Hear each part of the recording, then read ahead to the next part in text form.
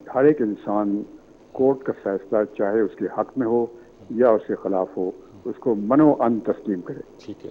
ये rule of law का मतलब होता है।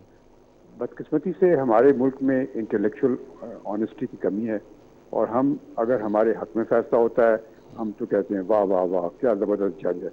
अगर हमारे खिलाफ फैसला होता है तो हम कहते हैं ये बिक गया जज, ये इसने ये कर दिया वो कर दिया। तो ये सब चीज़ें तो हमारे कल्चर के हिस्सा है।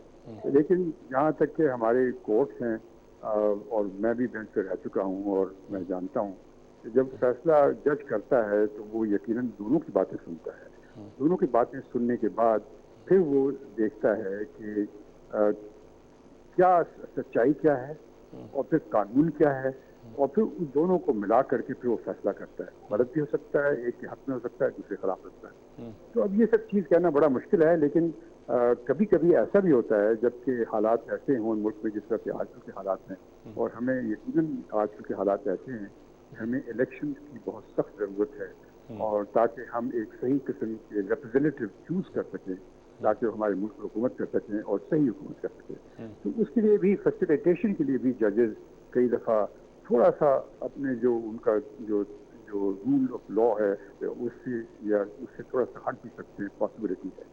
तो अब ये लगता कुछ ऐसे ही है कि यहाँ पर तो हो यही रहा है अभी के मेरे ख्याल में जुडिशरी लगता है ऐसे है कि वो समझती हैं कि चूंकि हम चाहते हैं कि मुल्क जो सही रास्ते पे चले, तो बजाय इसके कि एक को ख़त्म कर दें और तबाह कर दें और फिनिश कर दें, लेट थिंग्स कैरी ऑन।